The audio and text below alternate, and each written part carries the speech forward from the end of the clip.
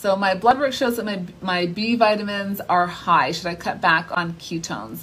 So it's hard to say. So I'm going to say a few things about that. It depends on, I'm assuming you mean B12. That's the more commonly tested vitamin or supplement that you would get on sort of standard blood works. I'm assuming you mean that your B12 level is high.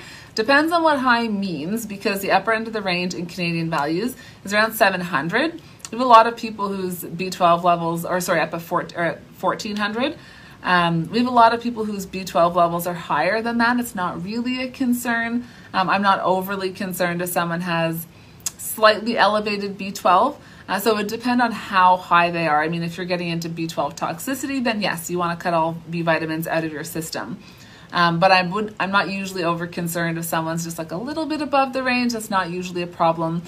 Some people get concerned about the recommended daily intake of B vitamins. And I always remind people that the recommended daily intake of vitamins, all vitamins, is based on the bare minimum amount that you need so that you don't have a disease.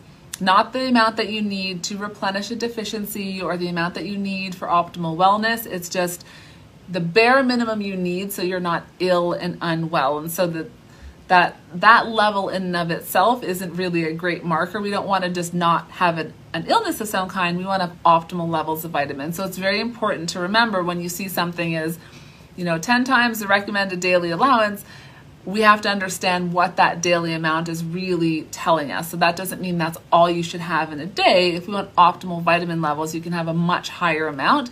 I use vitamin C as a really good example for that. So for example, vitamin C, the recommended minimum amount of vitamin C is anywhere from 60 to 90 milligrams in a day, and that's usually what you get from an orange. But if you want to get the optimal benefit from vitamin C, the antioxidant properties, the immune properties, all of those things, you need to be taking upwards of 1,000 milligrams a day.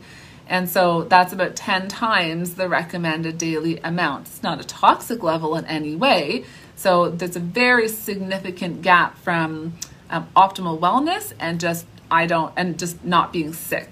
And so it's important to keep that in mind when we see those recommended daily allowances, and people talk about that when we see the amount of B vitamins and the ketones as well.